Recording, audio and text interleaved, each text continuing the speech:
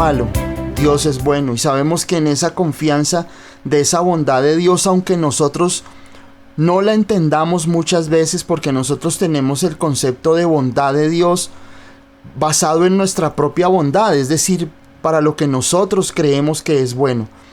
Pero Dios, a pesar de las circunstancias y a pesar de que hay muchas veces situaciones que son muy duras, difíciles y adversas, pero aún así Dios es bueno. Aún así Dios en su bondad tiene algo bueno para mí. Y no soy de los que utilizo mucho la palabra propósito, ¿no? Porque se ha vuelto como un cliché para muchos. No, Dios tiene un propósito para tu vida. Y sabemos que sí, la palabra de Dios dice que el Señor cumplirá su propósito en nosotros. Pero más allá de eso, es que cuando yo estoy en una prueba, cuando yo estoy en una situación difícil, pues la fácil de nosotros es decir, no, es que yo no tengo las respuestas, pero Dios tiene un propósito con todo. Y más allá de eso, lo que nosotros tenemos que ver es que definitivamente lo único que nosotros tenemos en lo cual que aferrarnos es en Dios y en su palabra. No hay otra cosa. La Biblia dice en Corintios, dice que no me avergüenzo del evangelio porque es poder de Dios. Y nosotros tenemos la confianza plena de que Dios, definitivamente en el poder de Dios, que es su palabra, nosotros podemos aferrarnos, podemos nosotros descansar en ella. No hay otra cosa, no hay otra cosa. Ahí dice en Romanos, corrijo, no es Corintios sino Romanos, en Romanos en el capítulo 1 dice eso, dice, porque no me avergüenzo del evangelio porque es el poder de Dios. El poder de Dios no está en que nosotros confesemos, el poder de Dios no está en otra cosa, sino el poder de Dios y de su Espíritu Santo vienen a través de su palabra, cuando nosotros confiamos en ella. La Biblia dice que es nuestra ancla. Y así como el barco se sostiene en la costa, donde tienen que de pronto descargar la mercancía o cuando se tienen que bajar pasajeros, son las anclas, esas anclas de metal, de hierro, de acero, lo que sea, pero están aferradas a lo más profundo de la tierra y aunque el barco sea gigante, no se va a mover de ahí. Y aunque nosotros tengamos situaciones difíciles, aunque nosotros tengamos situaciones que no entendemos en nuestra vida, pero nuestra ancla es Cristo. Nuestra ancla es Cristo y el enemigo de una u otra manera va a buscar que nosotros dudemos de la palabra de Dios. Ese es su objetivo. El objetivo del enemigo es que nosotros perdamos de vista a Jesús y su amor. Que nosotros perdamos de vista su palabra. Y más allá de las promesas, porque a veces digo, Señor, nosotros tenemos promesas personales, pero tenemos que muchas veces ir un poco más allá y mirar más bien lo que es la palabra de Dios verdadera, esa promesa de Cristo para nosotros. Porque en Cristo está no solamente aquel que murió en la cruz del Calvario, sino que en Cristo está la solución de mis problemas. Está el camino. Jesús lo dijo, yo soy el camino, la verdad y la vida. Y no, muchas veces en las situaciones que nosotros vivimos nos extraviamos. No hay persona, por más cristiana que sea, que en algún momento no se haya extraviado de la fe. Porque esas situaciones difíciles, esas situaciones de pronto adversas, esas situaciones confusas en nuestra vida, tienden a hacer que nosotros salgamos del camino y nos extraviemos. Y en ese extravío pasan situaciones, confusiones. A veces nosotros dudamos de Dios porque en ese extravío, en ese desviarnos del camino, y en eso no me refiero al pecado, sino desviarme de ese amor de Dios en mi vida, de ese entender que Dios definitivamente es mi brújula, y esa brújula siempre va a apuntar a un norte que es Cristo, y yo no debo perder ese rumbo. Y si lo he perdido, Debo yo volver a Cristo, pero volver a su palabra, volver a sus promesas, para que el Señor me fortalezca en todo tiempo. Me fortalezca a mí, fortalezca a mi familia, mi hogar, los seres queridos. A veces nosotros no pensamos, pero somos un faro para otros. Somos un faro que ilumina a otros. A nuestros familiares, a nuestros tíos, a nuestros hermanos, tíos, a nuestro esposo, a nuestra esposa. Y si ese faro no ilumina, pues no solamente yo voy a perderme, sino que voy a permitir que otros que venían mirando mis caminos y que yo era una inspiración para ellos, pues se pierdan. Y yo debo siempre que ese aceite de la unción del Espíritu Santo esté iluminando esa lámpara para que yo pueda iluminar y ser luz para otros y poder yo mostrarles el camino.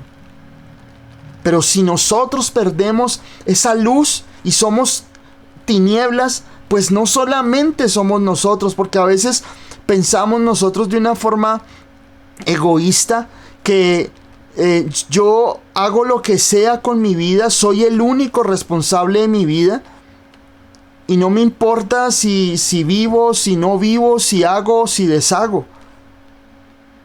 Pero hay muchas personas que te están viendo. Hay muchas personas que se están fijando en ti. Aunque tal vez no te lo digan, aunque tal vez no te expresen que están mirándote, admirándote, pero de una u otra manera tú eres influencia para muchas personas. Y nosotros tenemos la responsabilidad de iluminar a través de Cristo, no a través de logros personales, aunque son importantes.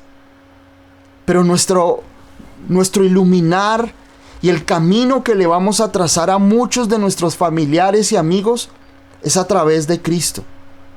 Por eso hoy quería decirte esto al principio, quiero decirles esto al principio porque muchas veces nosotros, cuando la situación difícil viene, lo primero que el enemigo hace en nosotros es robarnos y quitarnos la visión que nosotros tenemos clara en el Señor Jesucristo. Esa visión de que tienes un llamado, de que el Señor ama tu vida, de que el Señor murió por ti, de que tú tienes paz en el Señor Jesús. Porque eso es lo que el enemigo quiere hacer. El enemigo quiere es que tú te encierres en tus propios problemas, en tus propios argumentos, en tu propia enfermedad, en tu propia calamidad, en tu propia situación difícil. Y cuando él logra que tú te llenes de esa situación en la cual solo te miras a ti mismo y, digámoslo así, de una forma nos autocompadecemos porque esa visión en Cristo se ha perdido y comenzamos nosotros a fijarnos es en nuestro propio yo y se nos olvida que hay personas que están mirándonos a nosotros y que esperan que nosotros perseveremos. Dios dice en su palabra que al que mucho se le da, mucho se le demanda. Y Dios con cada uno de nosotros ha sido un Dios bondadoso, ha sido un Dios grande, ha sido un Dios misericordioso en el cual hemos conocido su gracia. Dios no te va a dejar a mitad de camino. Dios al pueblo de Israel lo llevó hasta su propósito, a pesar de que el pueblo de Israel era terco, murmurador, quejambroso, falto de fe, pero aún en medio de todo eso, el Señor los llevó a la tierra prometida. Y esa es nuestra gran esperanza. Sea como sea, pero el Señor te va a llevar. Así sea, escúchamelo bien, así sea, arrastrado o como sea, pero lo que Dios a ti te prometió lo va a hacer realidad.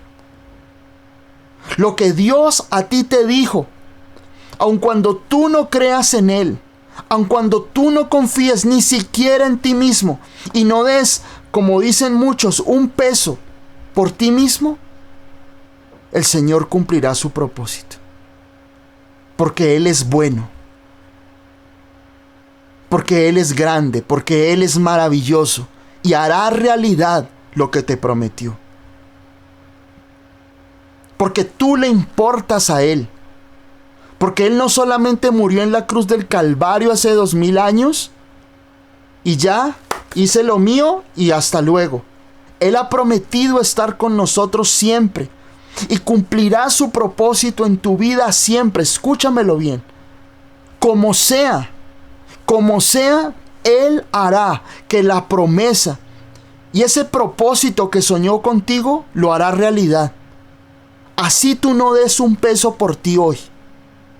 Porque la gracia de Dios es infinita y está por encima de tus propias debilidades. Está por encima de tus propios limitantes, de tus propias frustraciones, de tus propios argumentos que muchas veces tenemos hacia nosotros mismos. Dios no necesita que tú creas en ti mismo. Tú necesitas es creer y confiar que sea como sea, Él cumplirá su propósito en tu vida.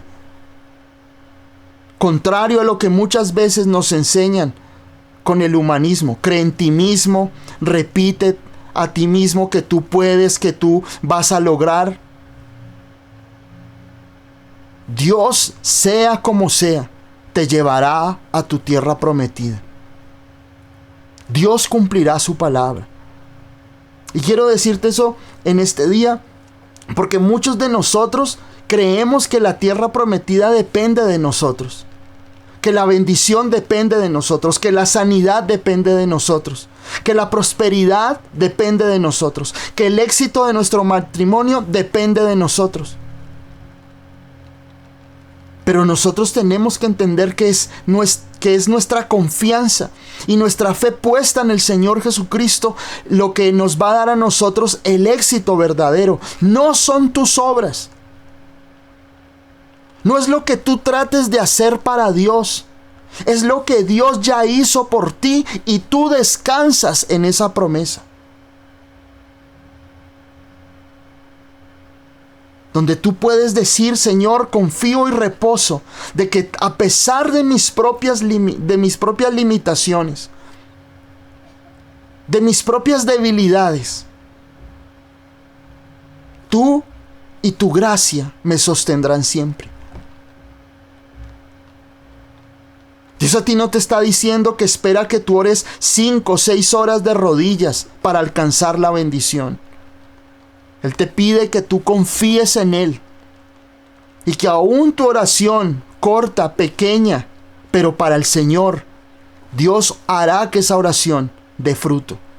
Porque muchos predicadores, muchos hombres se jactan, yo duro 10 horas, 20 horas orando.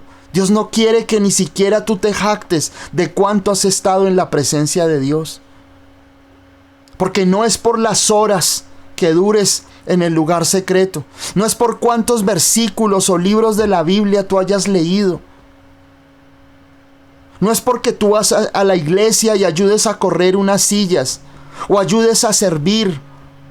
Es por la gracia infinita, por un favor inmerecido. Dios no necesita de nosotros para alcanzar la bendición.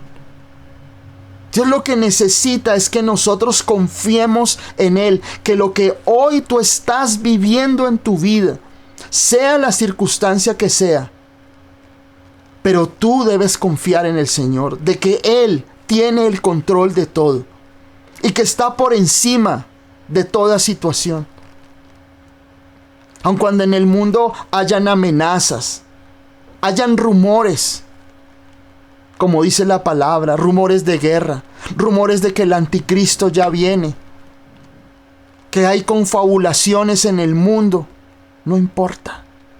Nosotros confiamos en Jesús. Nosotros ponemos nuestra esperanza en Él. Nuestra confianza está puesta en el Señor. Y es ahí donde tú debes hacer que tu vida, tu hogar, tu familia reposen. Porque cuando tú reposas en el Señor, cuando tú confías que el Señor Jesucristo es ese lugar donde tú puedes descansar y reposar, porque Él ya ganó la batalla por ti, entonces vas a ver los frutos. Y el primer fruto que tú vas a ver, como lo veíamos en la enseñanza de hace 8 días, encontrarás paz. Encontrarás esa paz de parte del Señor, donde tú vas a poder reposar en medio de tanta angustia y en medio de tantas luchas y en medio de tantas dificultades y donde hay confusión, donde hay malas noticias. Pero tú puedes descansar en el Señor y soltar todo lo que hoy te agobia. Tú no vas a encontrar paz si tú sigues aferrado a tu dolor. Recuerdo el caso en una historia de un hombre que había un jarrón. Y el jarrón tenía una boca ancha, pero el cuello del jarrón era angosto. Y ese jarrón estaba pegado, aferrado a un sitio, no se podía mover. Y un hombre va y había una moneda de oro al fondo del jarrón. Y le dicen, mira, ahí está el tesoro, ahí está esa moneda de oro, sácala. Entonces el hombre metió la mano en el jarrón, tomó la moneda, pero al querer sacar la mano, no podía sacarla porque su mano era más ancha que el cuello del jarrón. Y la única manera que podía ese hombre volver a sacar la mano era soltando aquella moneda. Él creía que ese era el método. Cuando tú crees que te puedes aferrar a algo, y a veces nos sentimos seguros aferrándonos a nuestro dolor, a nuestra nostalgia, al por qué no hice, al por qué no pude hacer, o al yo debería haber hecho. Y ahí se quedan muchos pensando, ¿por qué no hice? Yo debía haber hecho. Es que si yo hubiera podido. Y pasan los años y nos quedamos en eso, agarrando esa moneda, creyendo que ahí están todas las riquezas. Pero el Señor hoy te dice, suelta esa moneda porque yo tengo para ti más cosas. Tengo bendiciones que Él alcanzó por tu vida. Y Él quiere que tú sueltes eso, suelta el dolor en el cual tú te has aferrado, porque, vuelvo y te digo, muchas veces nosotros aferrarnos al dolor, aferrarnos a una pérdida, aferrarnos a una situación difícil, nos hace sentir seguros. Pero lo contrario es que tú confíes en el Señor. Y que tú puedas dar ese paso de fe y decirle, Señor Jesucristo, yo suelto todo para aferrarme a ti, Señor. Suelta todo.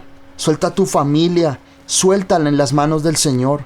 Suelta tu futuro. Suelta tu pasado delante del Señor. Suelta tu enfermedad en Él, para que Él tome el control de todo en tu vida. Para que Él tome el control. Hay que soltar primero. Si tú quieres tener esa paz del Señor, suéltate en Él primero. Tú no puedes creer que vas a tener esa paz del Señor aferrándote, angustiándote, preocupándote. La paz del Señor tú la logras cuando tú sueltas. Y aprende a soltar. Aprende a soltar tu vida, tu futuro y a confiar. A no tener el control, porque nosotros los seres humanos estamos hechos y nos han creado de una manera en la cual te dicen tú tienes que tener el control de todo. Y no es así. No es así. Por eso la gente vive estresada, por eso la gente vive preocupada, por eso la gente vive angustiada. Porque nos han enseñado que tenemos que tener el control absoluto de todo. Pero es contrario a la palabra de Dios, porque el Señor dice, echa sobre mí tu carga. Que tú puedas descansar en Él y puedas reposar en Él. No cargues más esa pesada carga que estás llevando en tu vida. Que antes de comenzar el próximo año tú puedas decir: Señor, yo hoy dejo mi carga, yo dejo hoy mi carga, eso que he estado arrastrando.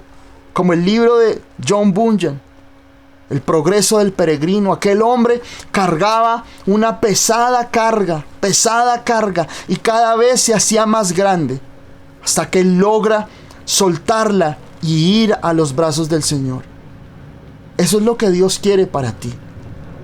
Eso es lo que el Señor Jesucristo quiere que tú tengas en tu vida.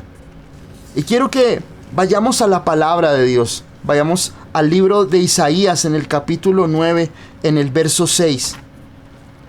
Isaías capítulo 9 en el verso 6.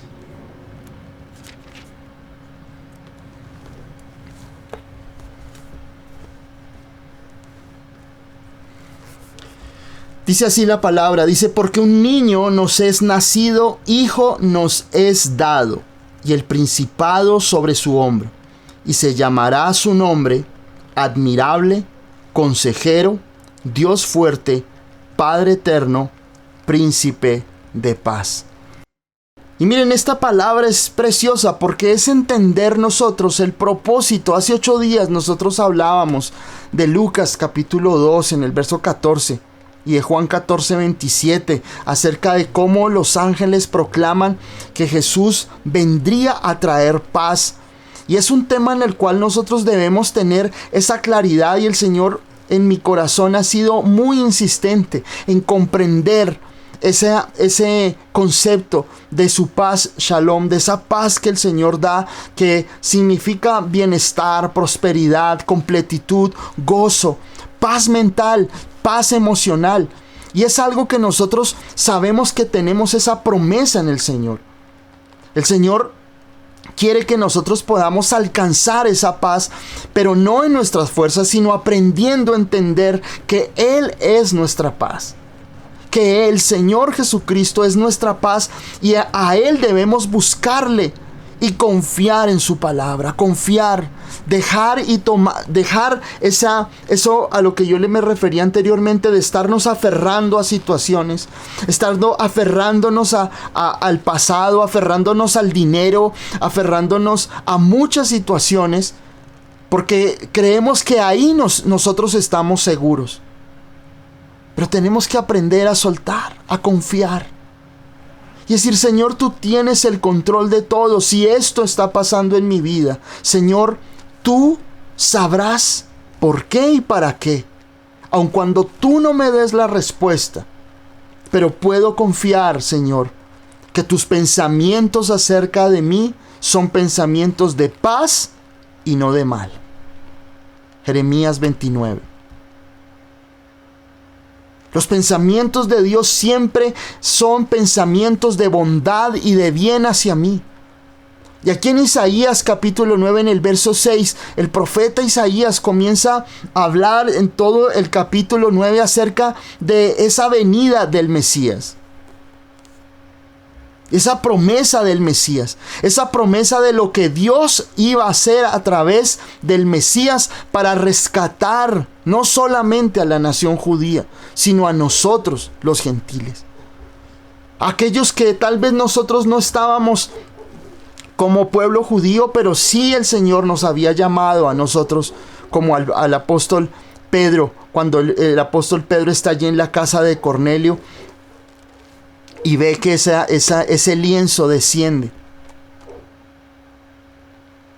Y que el Señor le decía: lo que yo he limpiado, no lo llames inmundo. Refiriéndose así a que esa barrera que había entre el pueblo judío y el pueblo gentil en Cristo ya se había roto por completo. Y que teníamos nosotros acceso a la salvación y a las promesas de Dios para nosotros. Y con esto esta noche yo quiero hablarte acerca de cuál es la importancia de ese propósito de Cristo en mi vida. Porque a veces nosotros perdemos de vista a Jesús. Y nosotros debemos ser personas cristocéntricas. Eso es lo que nos ha mandado a nosotros el Señor Jesús. El apóstol Pablo lo decía, que su propósito era predicar a Cristo y a este crucificado. El propósito que nosotros debemos tener en nuestra vida debe ser Cristo siempre. Debemos de ser personas cristocéntricas. Debemos ser personas en donde el fundamento de su vida esté Cristo.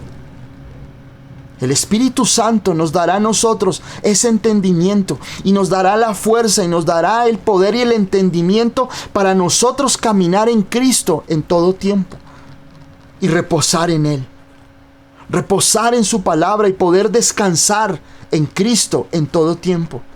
Pero la Biblia, desde Génesis hasta Apocalipsis, Cristo es el tema central. Cristo es la esencia de la palabra. No podemos nosotros obviar el Antiguo Testamento o solamente aferrarnos de algunas promesas. El Antiguo Testamento es esa huella de Cristo en muchos lugares de su palabra. Porque allí estaba Cristo. Cristo es el centro de la Biblia. Y Cristo debe ser la piedra angular de tu vida, donde tú construyas. Cuando el Señor Jesús habla de aquel hombre que construye su casa en la arena y vienen las tormentas, cae esa casa y dice la Biblia que fue grande la ruina de ese hombre. Pero no así el hombre que construye sobre la roca, y esa roca es Cristo. Por eso nosotros debemos siempre ir y entender que cuando abramos la palabra de Dios, Cristo está presente en el Antiguo y en el Nuevo Testamento. Cristo es la esencia. Cristo es la piedra angular de la palabra y debe ser igualmente el castillo y el refugio en el cual tú vives. Todas las situaciones que te estén pasando, puedes ir al Señor Jesucristo y descansar. Puedes ir al Señor Jesucristo y reposar. Porque esa es su promesa. Porque en Cristo está toda la esencia. Toda la esencia. Aún de tu propia vida. A Él debes correr. A Él debes confiar. A Él debes buscar restauración y refugio. La obra del Espíritu Santo. En Juan capítulo 16 el Señor dice que su Espíritu estaría con nosotros. Su Espíritu Santo hablaría de Cristo, nos llevaría a Cristo. Porque Él es la esencia. Él es la esencia.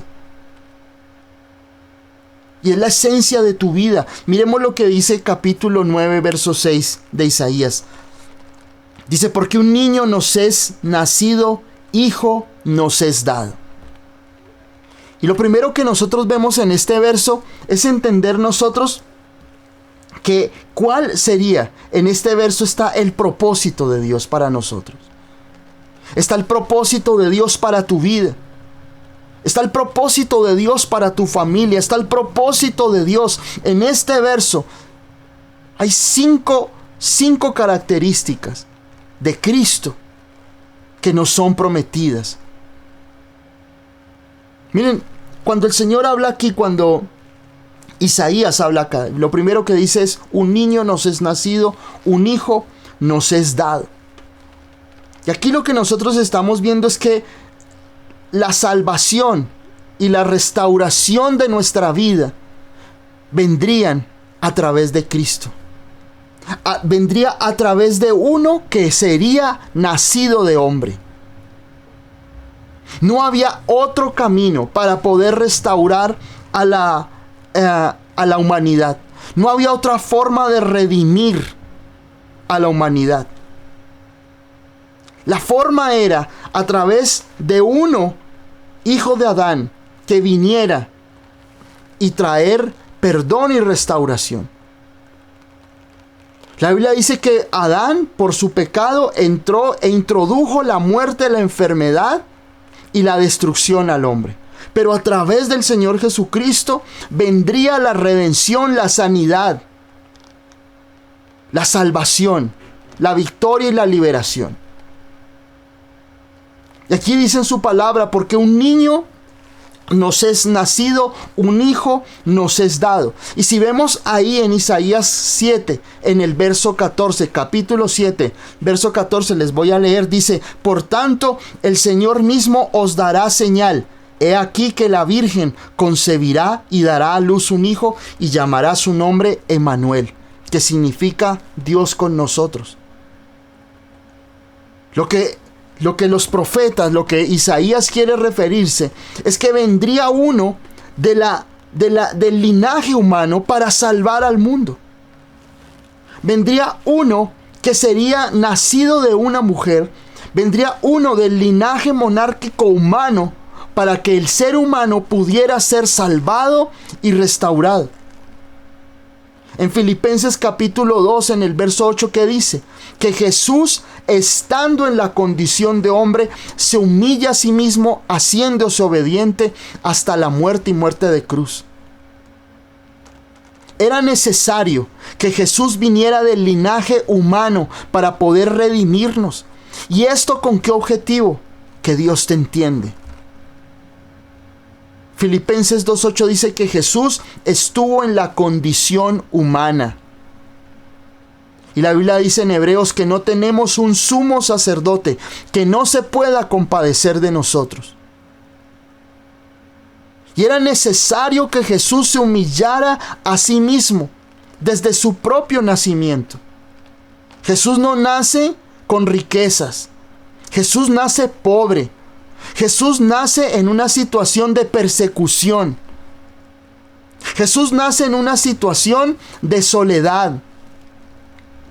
Jesús vive y nace en una situación que no es una cuna de oro.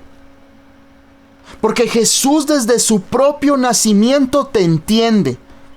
Jesús desde tu propia humanidad sabe lo que es la persecución, sabe lo que es perder a un familiar cuando pierde a José, sabe lo que es vivir en angustias, sabe lo que es estar solo. Jesús sabe todo lo que tú estás pasando. Porque a veces nosotros tenemos un concepto errado y equivocado de que Dios está lejos allá en el cielo, gozando de su eternidad, y nosotros estamos aquí solos, abandonados y dejados a nuestra propia suerte. Y no hay nada más equivocado que esto. Porque el Señor sabe, y aquí lo dice en Isaías 9:6, un niño nos es nacido, un hijo nos es dado. Y cuando aquí el profeta habla de la palabra niño e hijo, se refiere a esa palabra de que vendría del linaje humano. Que él no aparecería de la nada. Que él no iba a aparecer de un momento diciendo: yo soy Dios, adórenme. Sino que Jesús se hace humano a través del nacimiento virginal. Porque Dios necesita que nosotros nos podamos identificar con Él. Cuando al gran escritor C.S. Lewis, el creador de las Crónicas de Narnia, le dicen que por qué él habla de El Salvador de esa forma, como Aslan, el gran león. Y él decía: supongamos que Narnia es un lugar donde todos los animales hablan. El oso habla, el tejón habla, hay seres fantásticos, pero todos en la mayoría son animales. ¿Cómo podría Dios, el Señor Jesucristo, hablarle a esos seres vivos de aquel lugar? ¿Cómo podría Dios de una u otra manera poderles expresar a esas personas su mensaje de salvación? Y era que Dios se hiciera un animal, hablando de las Crónicas de Narnia. Y por eso nosotros vemos a Jesús como aquel león de la tribu de Judá, como Aslan, el rey, el animal que es el rey de la selva. porque no había otra forma. Así lo explica C.S. Lewis. Y es así. No había otra forma de que el hombre pudiera comprender lo que Dios le hablaba, sino a través de Dios haciéndose hombre. Dios tenía que hacerse hombre. Es como una metáfora que algún día pude ver de algunas personas que me contaban. Había en un bosque, venía un ejército de hormigas. Un ejército de hormiguitas venían con sus hojas cortadas y las traían. Y había un gran peligro. Había un obstáculo. Y después de ese obstáculo, había un lago, y ese lago, ahí estaban pereciendo muchas hormigas.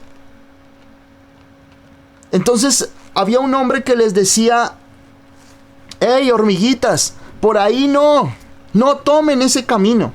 Pero las hormigas seguían por ahí.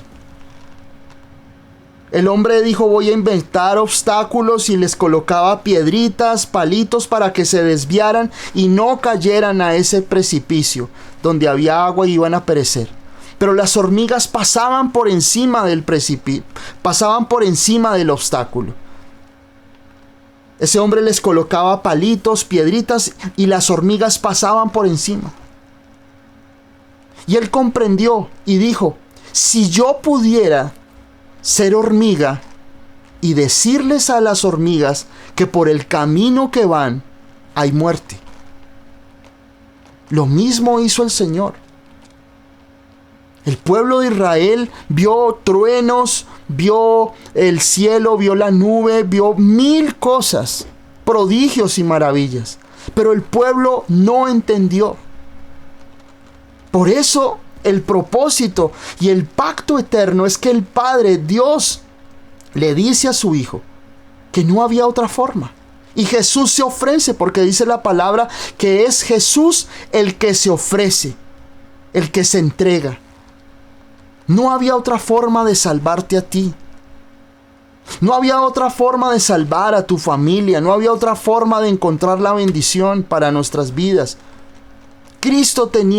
El Señor Jesús tenía que hacerse hombre para entenderte y para poder traer salvación a tu vida.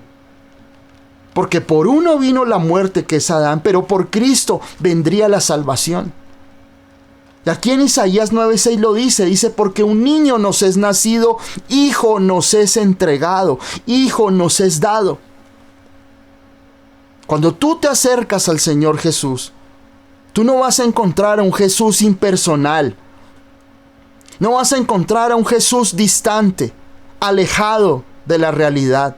Jesús sabe por lo que tú estás pasando. Jesús sabe y conoce tus lágrimas. Jesús conoce tu frustración. Jesús conoce tus anhelos. Y Jesús entiende toda tu humanidad completa. ¿Entiende eso? Jesús entiende por completo tu humanidad, tu debilidad, tu frustración. Porque en todo, dice la palabra, en todo Jesús fue probado. Y Jesús fue probado porque estuvo en la condición 100% humana, para que cuando tú ores, Él te pueda entender. Para que cuando tú pierdas, Él sepa por lo que estás viviendo.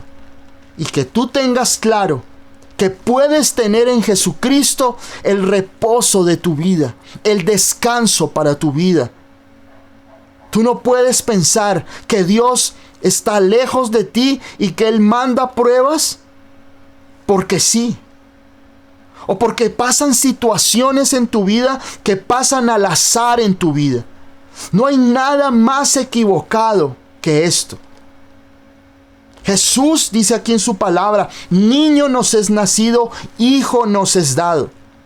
¿Para qué lo colocó el Señor aquí esa palabra? Para que tú entiendas que Jesús estaría en tu misma condición humana 100%. Y que Él llevaría tu dolor, Él llevaría tu aflicción, Él llevaría tus heridas, tus frustraciones. Llevaría por completo tu vida, todas tus debilidades, y el fracaso humano está en Cristo. No porque Cristo haya sido un fracasado, sino porque Cristo logró vencer sin pecado y darte victoria. Jesús no se preocupó. Se lo decía a mi esposa hace poco.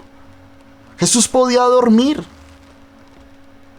Jesús en la barca estaban todos angustiados, había una gran tormenta, la barca se movía, pero Jesús dormía porque Jesús tenía paz en su interior. Tenía la paz de confiar en Dios. Contrario a lo que muchas veces nosotros, la angustia, las situaciones nos desequilibran, nos preocupan, nos llenan de ansiedad. Pero podemos confiar en el Señor.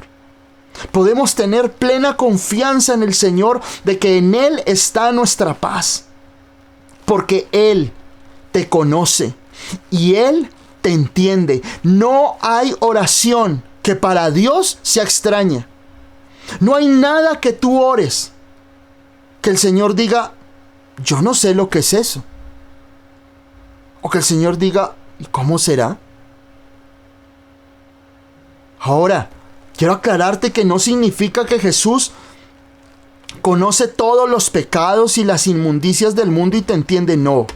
Dice la Biblia, lo contrario, que Él fue tentado en todo según nuestra semejanza, pero sin pecado. Es decir, que por eso es que Jesús se puso en tu lugar, porque Él sí logró vencer el pecado. Él sí logró vencer la depresión. Él sí logró vencer la angustia. Él sí logró vencer la frustración, la soledad. ¿Por qué? Porque en Cristo está la esencia y está la piedra angular de tu vida, para que tú puedas decir, Señor Jesús, yo no pude ser obediente, pero tú lo hiciste por mí. Señor, yo he caído en la frustración, en la depresión, en la angustia. Señor, pero tengo a un Redentor que me entiende y que llevó en la cruz el dolor y llevó en la cruz mi soledad, mis angustias. Por eso te digo esta noche, no te sientas solo. No sientas que tú en este mundo estás peleando solo. No pienses que tú en este mundo estás a la deriva. Porque tienes a un Salvador que te redime. Un Salvador que te da vida y te da victoria. Porque Él en la cruz llevó todo. Aún tus batallas perdidas. Aún las batallas que tú perdiste contra el pecado, Jesús ganó la batalla por ti. Y puedes tener confianza de su perdón porque Él por nosotros se hizo pecado. No hizo el pecado, sino que por nosotros se hizo pecado. Por eso el Padre voltea y le da la espalda al Señor Jesús. Hoy tú puedes tener la confianza de que si oras, el Señor sabe por lo que estás pasando. Y su amor y su gracia compasiva te sostendrán, te rodearán y te levantarán en tu vida.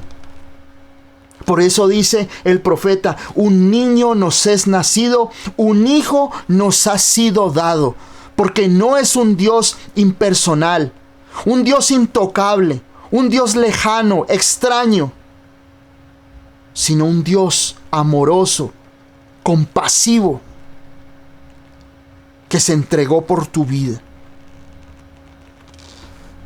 Luego dice, ahí en el verso 6 del capítulo 9 de Isaías, dice, hijo nos es dado y el principado sobre su hombro.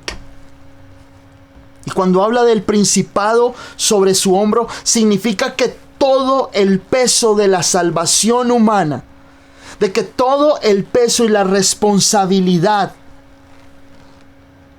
cayó sobre Cristo.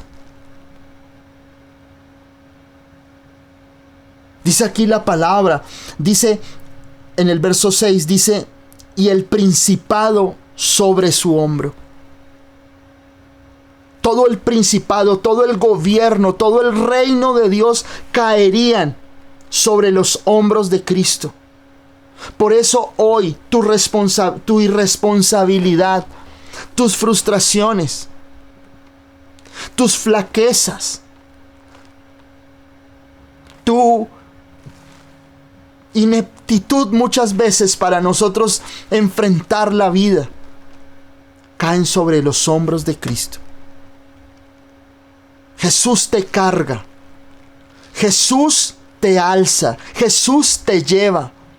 Jesús te lleva porque dice aquí la palabra, el principado sobre su hombro. Todo lo que hay en el reino de Dios caen sobre el Señor Jesucristo. Y el Señor te carga. El Señor carga contigo a pesar de que tú te sientas débil, a pesar de que tú te sientas frustrado, a pesar de que tú te sientas muchas veces impotente ante situaciones, pero dice aquí la palabra que el principado será sobre su hombro.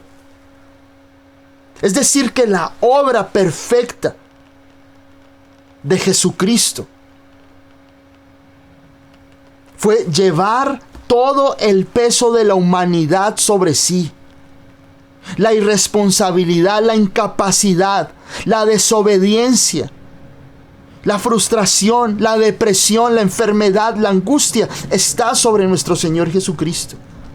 Es el Espíritu Santo el que hace la obra regeneradora, y por su poder tú tienes alcance a esto que Dios ha prometido para tu vida. En esta noche yo sé que tú me estás escuchando. Y tú has pensado que tú llevas tu prueba y tus angustias en tus hombros.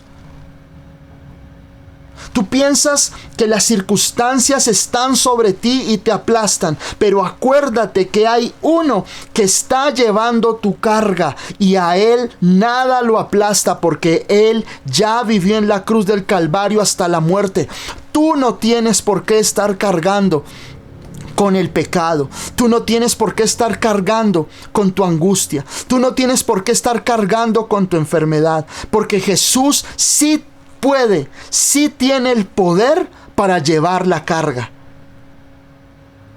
No nosotros. Porque nosotros sobre nuestros hombros no podemos llevar nada. Ninguna carga, porque su carga, la carga que nosotros llevamos del pecado, de la enfermedad, de la desobediencia, de todas estas situaciones nos destruyen. Por eso Él dice, lleven mi yugo, porque mi carga es ligera. ¿Por qué es ligera? Porque el peso más grande lo llevó Él.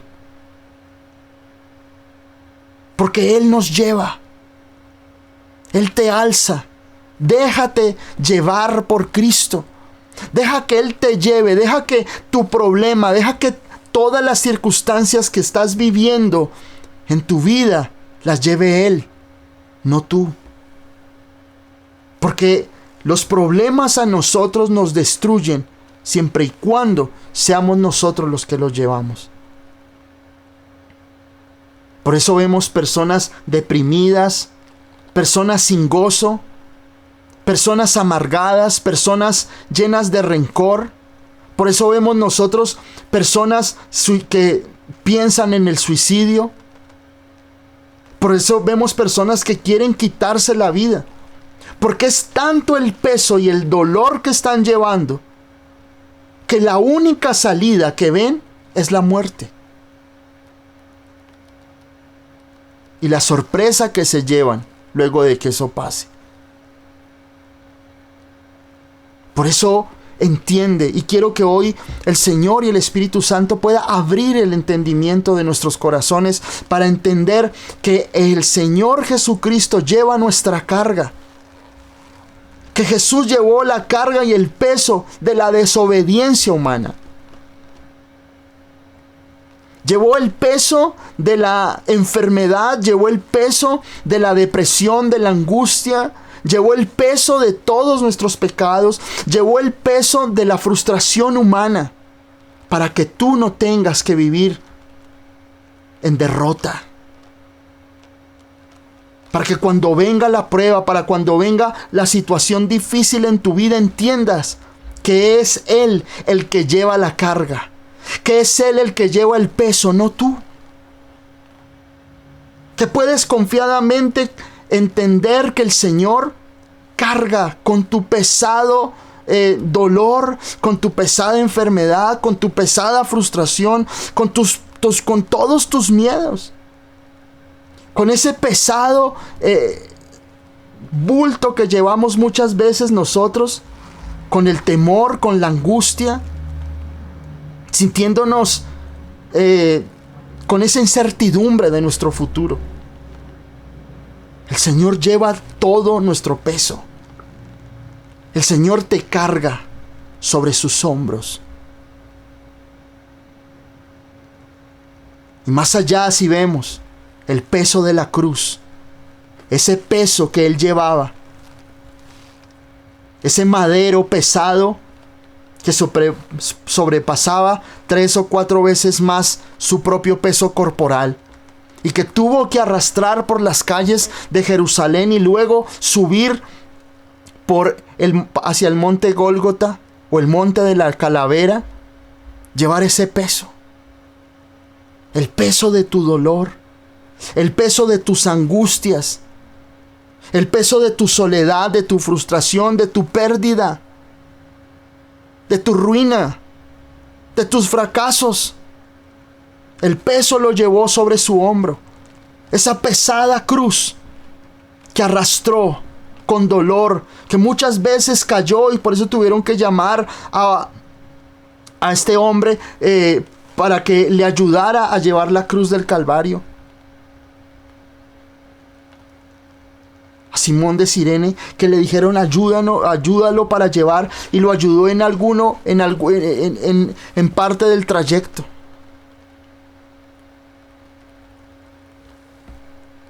Pero es entender que en Cristo Jesús tu pesada carga está en Él. No importa lo que tú estés viviendo hoy, la pesada carga la puedes poner en Él. Por eso dice aquí su palabra, el principado sobre su hombro. Todo el dolor de la humanidad, todo el pecado de la humanidad, todos los miedos de la humanidad están en Él. Así que tú puedes confiar plenamente en nuestro Señor Jesucristo. Ahora miren lo que dice aquí en Isaías. Y se llamará su nombre. Luego dice acá, en el verso 6. No nos hemos salido de allí. Y se llamará su nombre. Y para el pueblo judío esto era muy importante porque, y aún para nosotros en algún momento hablábamos del Salmo 91 y cómo los nombres de Dios están allí estipulados, están allí marcados, están allí, se exponen para que nosotros comprendamos la grandeza y el poder de Dios. Y aquí el profeta habla, el profeta Isaías no conoció a Jesús. Pero muchos dicen que Isaías es el quinto evangelio. Porque las profecías mesiánicas, las profecías acerca del Salvador eran muy grandes. Muy grandes. Y aquí Isaías habla como si pudiera ver a Jesús. Y comienza a decir, y se llamará su nombre. Y aquí hay 5 nombres. Quiero aclararles algo y ya se los voy a ir desmenuzando poco a poco. Miren, aquí lo primero que dice es que se llamará su nombre admirable. Luego dice, consejero, Dios fuerte, Padre eterno, príncipe de paz. Algunos estudiosos del hebreo original hacen una conclusión, o hay, como siempre, hay 2 vertientes teológicas acá. La primera es que cuando nosotros vemos los títulos que Isaías le da al Mesías, habla admirable, consejero, y luego utiliza una composición de dos palabras. Dios fuerte, Padre eterno, y luego príncipe de paz. Hay algunos que tienen digamos que una posición teológica en el hebreo, y es que la primera sería admirable consejero. Para nosotros, en nuestra versión Reina Valera, hay una coma entre admirable y consejero. Algunos teólogos dicen, o estudiosos del hebreo, dicen que no, que aquí lo que el profeta está hablando es de admirable consejero como una sola frase. Pero hay otros teólogos que afirman que la sola palabra admirable tiene una gran diferencia entre esa palabra admirable y la palabra consejero. Y estudiando me quedo más con esa. Creo que así como nosotros lo tenemos, admirable, consejero, Dios fuerte, Padre eterno y príncipe de paz, es la correcta. Y si nosotros vemos durante toda la palabra de Dios, el número 5 siempre es sinónimo de gracia. Siempre, en toda la palabra de Dios. Y en eso quiero algún día poderles dar una enseñanza de cómo ese número 5, no el número 5 como suerte, sino cómo el 5 representa la gracia de Dios. Y aquí en nosotros vemos 5 títulos de parte de Isaías describiendo al Señor Jesucristo. Y yo veía eso y yo veía la gracia de Dios sobre nosotros. Veía ese favor inmerecido descrito en 5 títulos acerca de lo que Cristo debe ser para nosotros. Y es bien importante, y el primero es la palabra admirable. Se refiere a Él como admirable. Y la palabra admirable en hebreo es pelé, que significa maravilloso, prodigioso, milagroso, extraordinario. Es decir, que no hay otro como Él. Esa palabra pelé es una palabra que significa que no hay otro, que su naturaleza divina resulta incomprensible para los mortales. Increíble, cuando yo leía esto, me parecía profundo porque no hay una palabra tan grande para describir la grandeza de nuestro Mesías, de nuestro Salvador. Y que en esa palabra el mismo ser humano pudiera reconocer que es tan incomprensible la grandeza y lo maravilloso de nuestro propio Dios, que no es fácil de describir con palabras. El Señor Jesucristo es el admirable. Cuando tú te acerques a Él, tienes que entender que tú te estás acercando ante el admirable, ante ese Dios extraordinario, maravilloso, poderoso, que está por encima de tu vida, de tus circunstancias, del tiempo y del espacio. Dios está por encima de todo. Dios no está limitado por nuestro calendario. Dios no está limitado por nuestro tiempo. Dios no está limitado por tus circunstancias. Porque si oraste o no oraste, Dios sigue siendo Dios. Dios sigue existiendo por sí mismo. Él no necesita de nadie para vivir. El Señor Jesucristo no necesita de nosotros para existir, para seguir siendo bueno, misericordioso. Siempre lo será. Por eso el profeta Isaías habla y dice, porque su nombre se llamará admirable.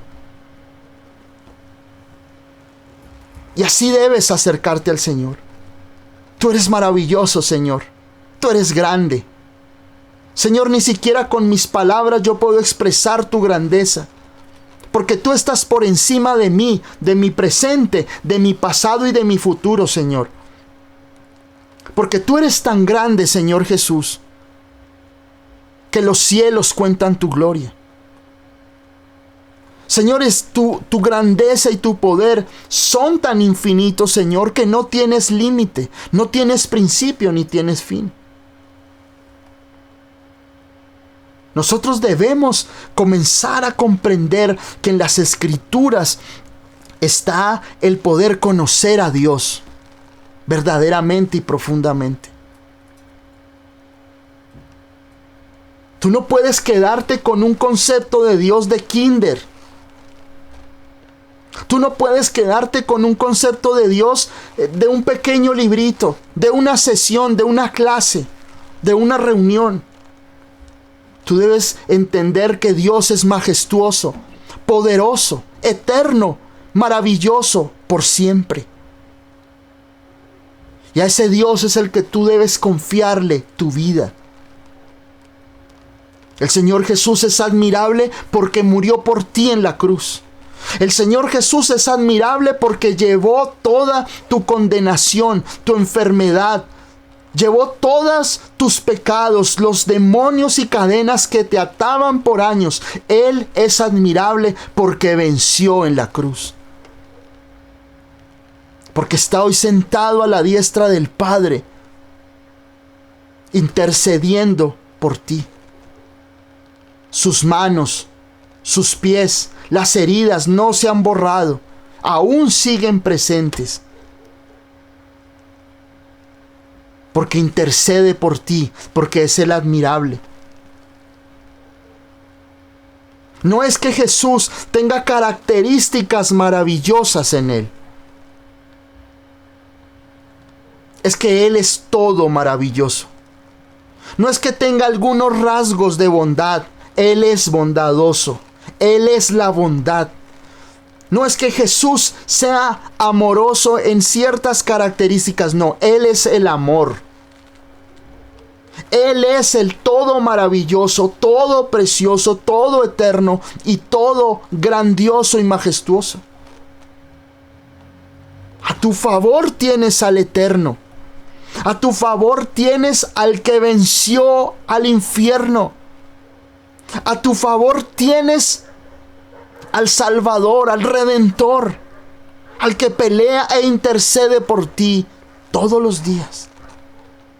Pero es amigo. No está lejano, es amigo. Está cerca de ti.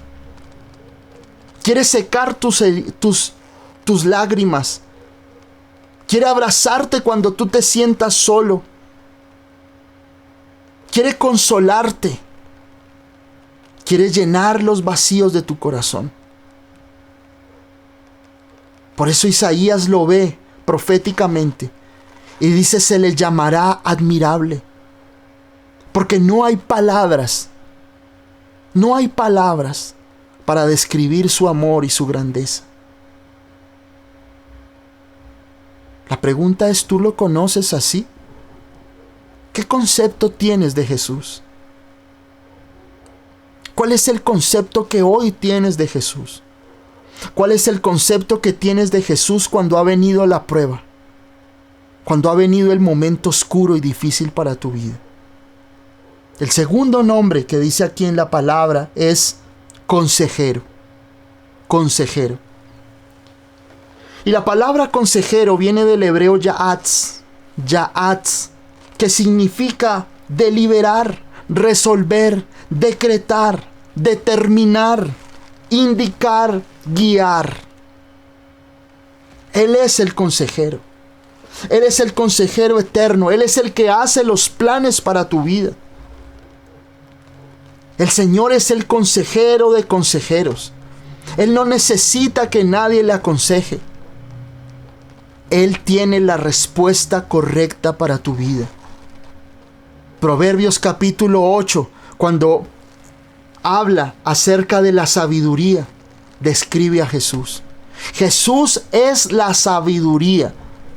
Jesús, nuestro Señor amado, es la sabiduría de Dios. Proverbios 8, cuando aquel Salomón hace esa descripción tan magnífica de la sabiduría.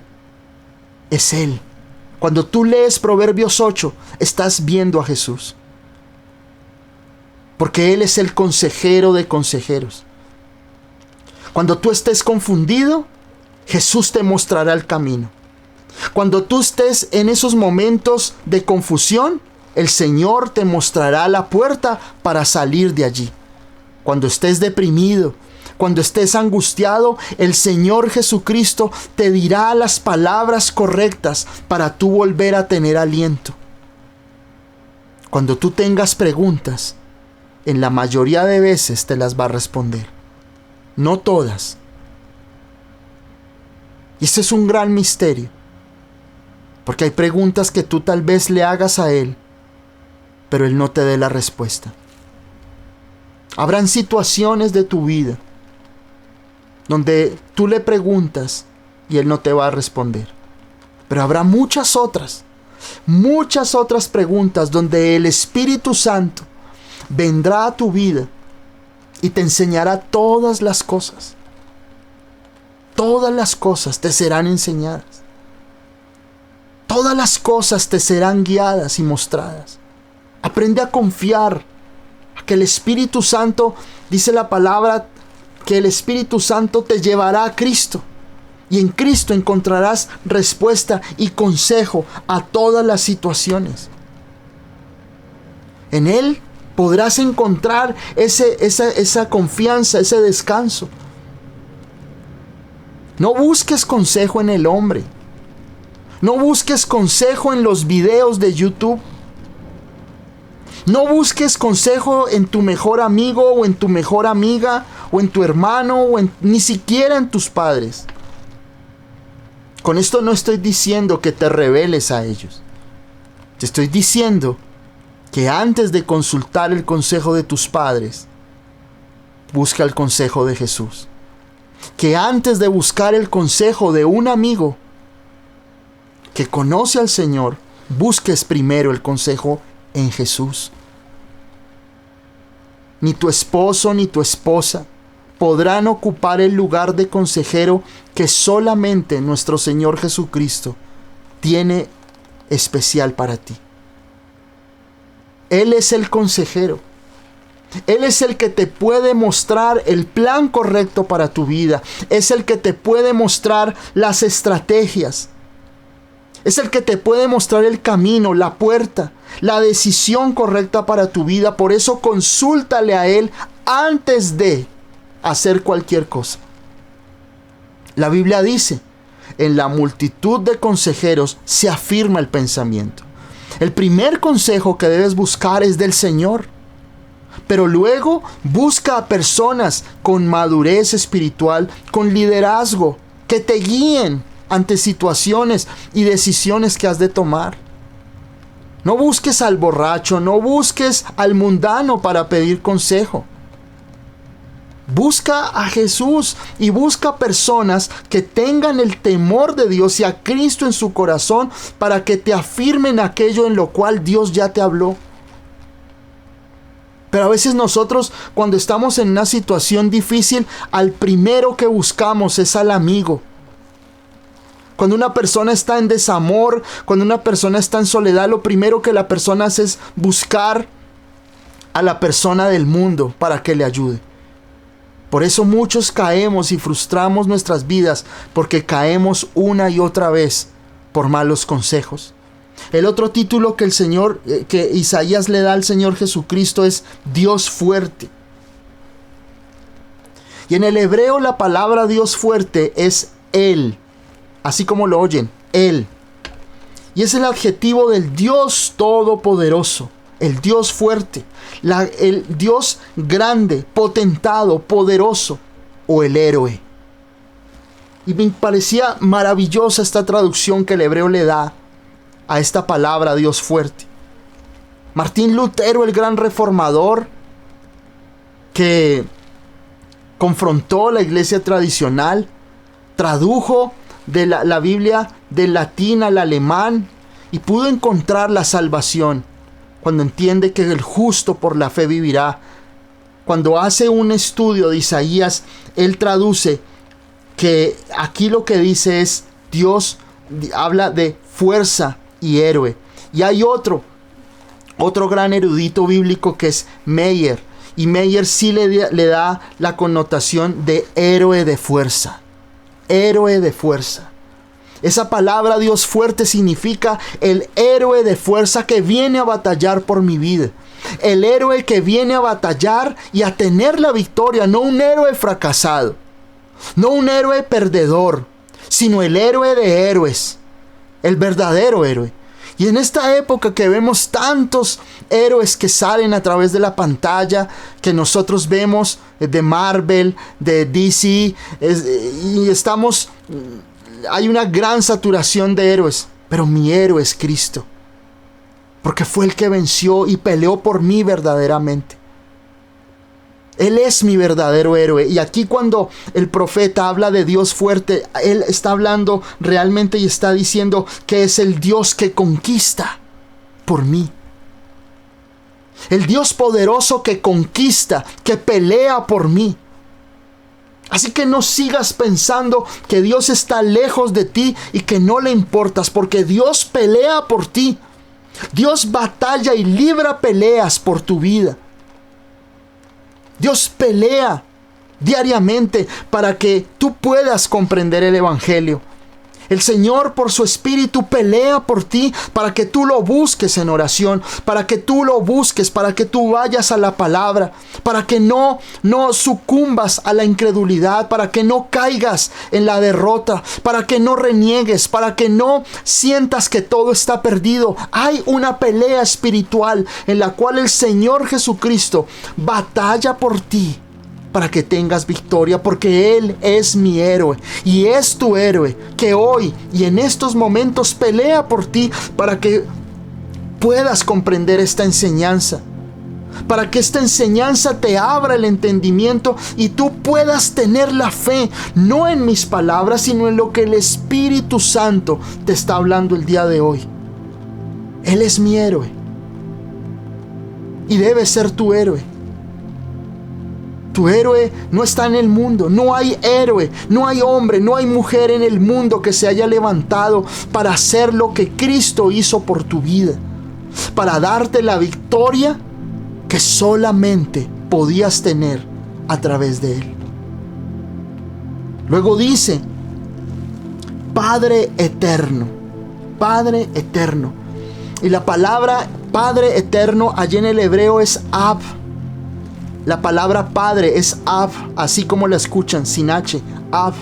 Y esa palabra es el Padre, es decir, ese Padre, ese Padre amoroso, ese Padre cercano que nosotros tenemos. Y la palabra eterno es Ad, que significa perpetuo. No eterno de que vive para siempre, sino perpetuo, es decir, que siempre estará con nosotros. ¡Qué maravillosa palabra! Ab, Padre.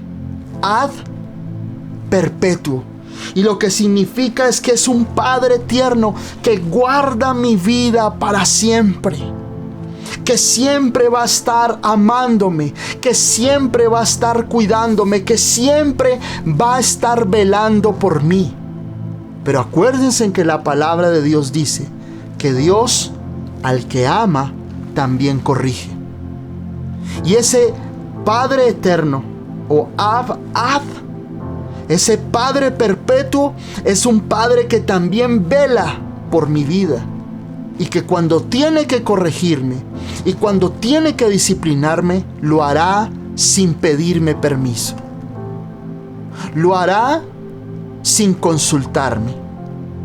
Yo recuerdo en mi niñez, cuando hacía alguna travesura o alguna situación que sacaba de quicio a mis papás y ellos me disciplinaban, en ningún momento me pidieron permiso. En ningún momento me dijeron que si yo estaba de acuerdo en que yo fuera disciplinado. Yo recibía la corrección porque ellos en su propio juicio habían concluido que no había otra salida para corregir esa situación. Pero el amor de ellos, aunque yo en ese momento lo que yo veía no era amor, sino era corrección, nosotros tenemos un concepto equivocado de que la corrección es odio, que la corrección es rechazo, que la corrección es desamor. Pero no es así. El concepto de corrección de parte de Dios es mejorar, ajustar. Y eso es lo que Dios hace contigo. Dios te ama, pero tú tienes que entender que Dios nunca te va a consultar la situación difícil por la que vas a vivir. Su amor te sostendrá en esos momentos. Su amor te llevará a poder sostenerte y a ser consolado por esa situación. Pero no significa que si Dios a ti te disciplina te deja de hablar, o es porque te odia, o es porque te rechaza. No, la disciplina y la corrección de Dios es parte de su amor.